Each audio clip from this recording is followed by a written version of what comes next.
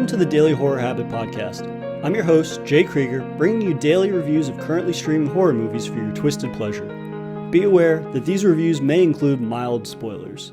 And as always, I hope you enjoy. Few horror subgenres divide fans quite like creepy kids. Either you're a fan or you aren't. And while Nicholas McCarthy's The Prodigy may not reinvent the genre, it will certainly test audiences' threshold for kid carnage. Currently streaming on Amazon Prime and Hulu, The Prodigy focuses on Miles Bloom, played by 2017's IT alum Jackson Robert Scott. Miles is no average 8-year-old. From a young age, he displays abnormal levels of intelligence, but Miles' parents' initial joy is short-lived as Miles begins to exhibit increasingly violent behavior that may be the result of a menacing supernatural force. Now, a majority of my friends can't stand kids in horror movies. They say things to the effect of they're annoying, all they do is scream, etc., etc., etc. For me, I'm always willing to give them the benefit of the doubt, especially when a terrific talent such as Jackson Robert Scott is at the helm of this film. He really blew me away in both It Chapter 1 and Chapter 2. His portrayal of Georgie was equal parts heartbreaking and terrifying, and that's something that he brings with him to The Prodigy in a way that makes him not only the central drive of the film, but really display his talent and knack for horror in a way that I don't think we've seen from creepy kids as they were in the genre for the last few years. His ability to flip-flop between giving a sinister and terrifying performance and then swapping back to the emotional drive of being this sweet, innocent kid who, to a certain extent, doesn't know what's happening with himself is really heartbreaking, and it gives that film the emotional weight that it needs that I think is lacking from a lot of creepy kid movies. For the most part, creepy kid movies, they're kind of just in their persona of being possessed, and then they don't really flip-flop between that. Whereas in this, it is very multi-layered. We see moments where Miles is in a trance almost, like he doesn't understand what's happening. He's kind of just reacting instead of making conscious decisions, which makes that heartbreaking to see this kid confused and scared and not in control of their actions. But then at the same time, we see him do these increasingly despicable things that become terrifying and disturbing in a way that I can't think of a creepy kid movie in the last few years that's capitalized on being mean-spirited in the sense that this movie goes where those films don't. I think a lot of creepy kid movies, or modern creepy kid movies, we've seen directors have them do things, obviously kill people, possess people, whatnot, but not to the extent that McCarthy takes Miles in this movie. For instance, the opening moments of the film is kind of cataloging Miles' adolescence up until he turns 8 years old.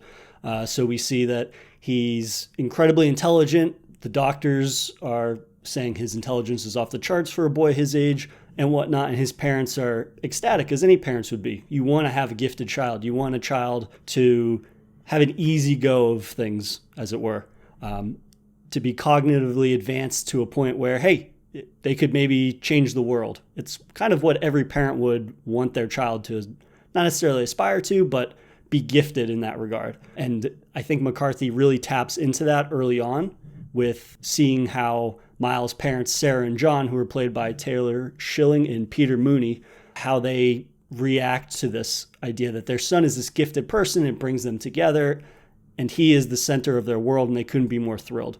So when things actually start to go terribly wrong in terms of Miles begins lashing out in more violent behaviors and whatnot, not only towards other children, but animals and adults themselves, it becomes that much more heartbreaking. We have that initial investment into them of this is a loving family who loves their son. Their son was born with the intellectual gift that a lot of us aren't, and yet these horrible things still befall him. And then, of course, when things start going wrong, McCarthy has no qualms with getting as brutal as any creepy kid movie I think I've ever seen gets. In an interview with ShockYeah.com, McCarthy stated, "I absolutely fell in love with the script the first time I read it because it started as a familiar evil kid story, but it became a little bit more twisted and darker than I expected." I think that's actually quite an understatement. This film gets incredibly disturbing and brutal in ways that, again, creepy kid movies, for the most part, kind of skirt around in certain ways. And the first half of the film very much does feel in the traditional sense of a creepy kid movie. And we see as the film progresses that it actually goes into the supernatural route, whereas we learn that Miles has been possessed by the spirit of a serial killer.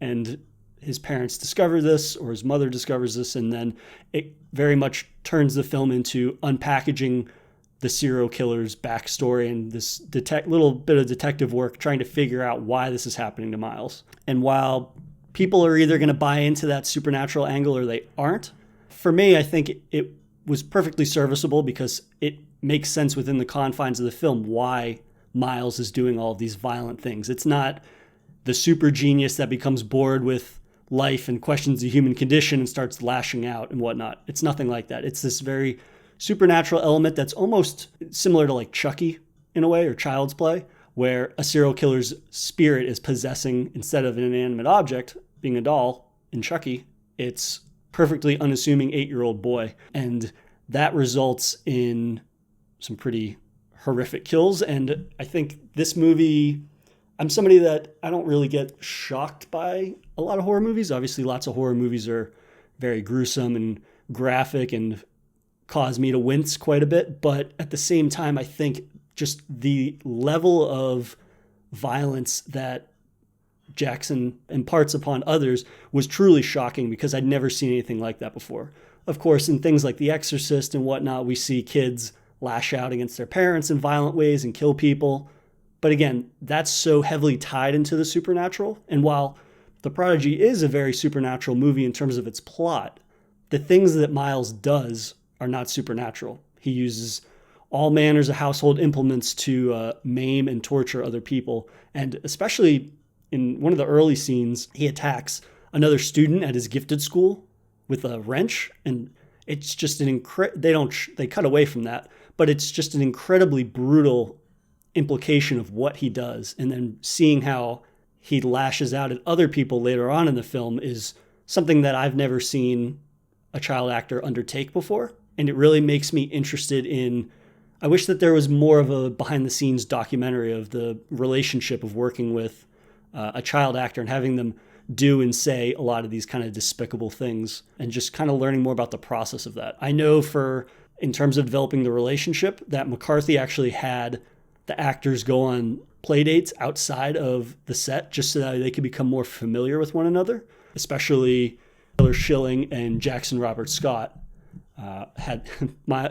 Jackson is, I guess, a fan of aquariums, so McCarthy sent the two of them to the aquarium for the day just to kind of become more familiar with each other, so that way when they would show up on set, it would be not nearly, considering what they would be saying is incredibly tense and very, very shocking in a lot of ways, that some of that would be alleviated between the two actors and getting the best performance out of them because they were at least somewhat familiar with one another.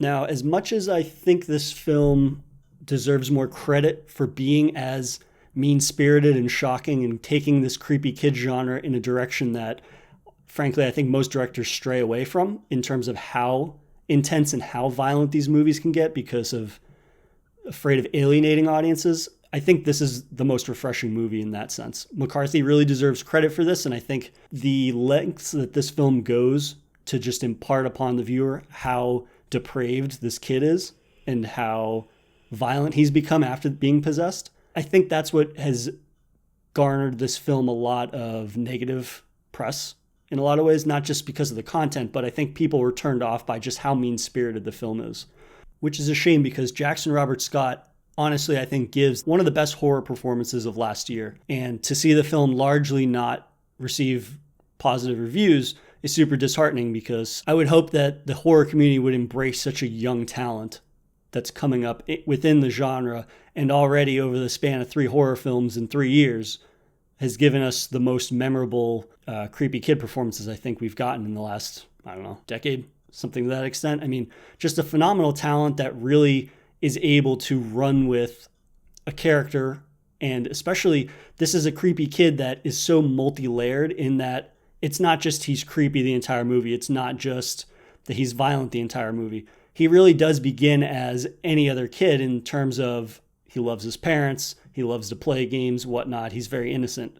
And then to see the transformation of him becoming possessed by this serial killer But then at the same time, he still flip-flops back and forth between kid and killer, kid and killer. And it makes her a very tumultuous character arc for him. Because generally when someone becomes possessed, like something, again, like The Exorcist, once they become possessed, they're possessed. But to see this character jump back and forth between these different personas is really heartbreaking and terrifying at the same time. As much as I'm championing this film, at the same time, it does suffer from a few instances of fallacy and logic. For instance, as the family becomes more and more worried and terrified of Miles's behavior, at the same time, that doesn't seem to impact their decision-making in some instances, even though they keep spending all this time talking about how concerned they are, he's a danger to them and to other people. They still send their kid to private school. Like at the gifted school, he harms another student with a wrench, and yet at the end of the film, he returns to public school. So apparently they're only concerned about themselves and not a classroom full of other children, which was strange. And then there's another instance where the parents begin fighting about what to do with Miles, and the husband gets so pissed he storms out of the house. Oh, I'm gonna leave because I don't feel comfortable with him in the house, so I'm gonna go cool off at my brother's house. Except then he leaves his wife with the son, who he's apparently terrified of. So there are a couple of moments like that I think come off as very kind of tropey within the creepy kid genre, or just a fallacy in logic again in terms of the narrative. But overall, the main reason to watch this film is Jackson Robert Scott's performance.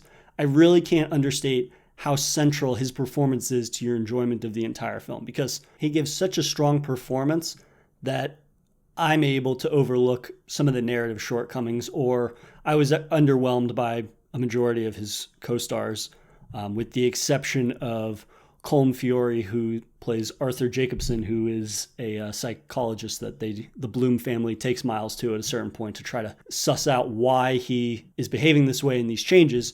And I think he gives a pretty good performance, but overall, I was underwhelmed by Taylor Schilling and Peter Mooney, other than those opening moments where it really kind of solidifies. These are two very nurturing people that are overjoyed that their son is born this gifted child.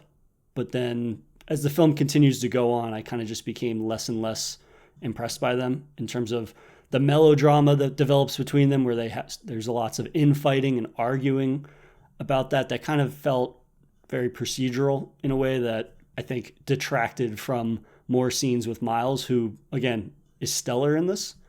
And his performance and McCarthy's willingness to get super dark and super fucked up in the way that not a lot of creepy kid movies do, I think largely rectifies my issues that the film has narratively and with some of its other cast members. But I think it's time to jump into a segment I like to call Facts I Learned Moments Before Recording This.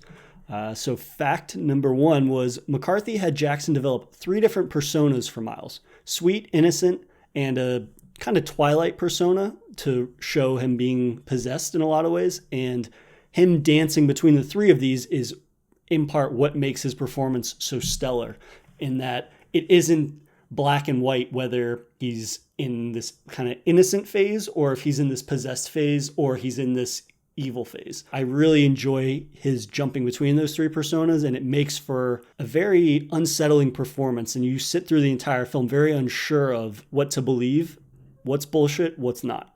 And I think that's an example of an extreme talent for such a young actor to be able to display in a way that I don't think we've seen in quite a while. Fact number 2, in an interview with Forbes magazine, McCarthy details how they executed a hypnosis scene. So there's a scene where Miles is taken to the psychologist to try to figure out why he's saying and doing these horrific things, trying to suss out what is possessing him.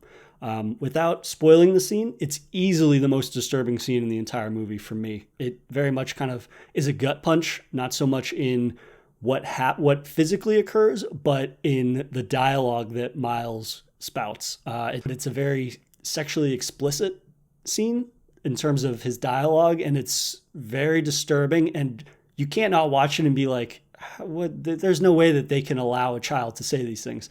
And in fact, they don't. McCarthy details that they wrote a PG-13 version of what he was saying, but then they voice dubbed the more sexually explicit things that he has to say in the scene, which definitely makes me feel better about the conditions with which that movie was shot, because it's a super disturbing scene and it makes you feel a little sick afterwards. To know that Jackson Robert Scott was not actually submitted to having to say those things was very reassuring.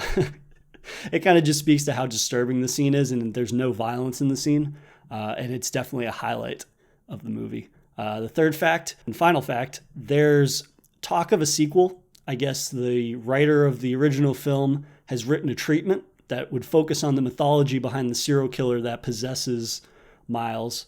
I'm personally would not be in favor of that. I think this is a perfect one and done film, especially the way that the ending kind of capitalizes on its mean-spirited nature. Doesn't really feel like there's a need for them to make a sequel, though, as we know with horror movies, sequels are very often occur. So we'll see how that goes, but I would not be in favor of that. Mostly because I think this film stands on its own. It leaves its mark in a way on creepy child horror movies that a lot of other movies I think have kind of failed at, because they feel kind of stagnant in terms of not really pushing the genre forwards. Prodigy by all means is not a perfect film. The narrative has some shortcomings. I wasn't really blown away by the rest of the cast, but I think it deserves more praise for Jackson Robert Scott and the fact that he is able to drive this entire film and give one of the best performances we've ever seen, I think. So for those reasons, I definitely think it's worth checking out. Currently, it's streaming on Amazon Prime and Hulu. And that's going to do it for another episode of Daily Horror Habit. I will see you guys tomorrow for another horror movie review. Thank you for listening to the Daily Horror Habit podcast. If you enjoyed this episode, please like and subscribe on your desired podcast platform, or follow @Daily Horror Habit on Twitter and Instagram. Thanks for listening.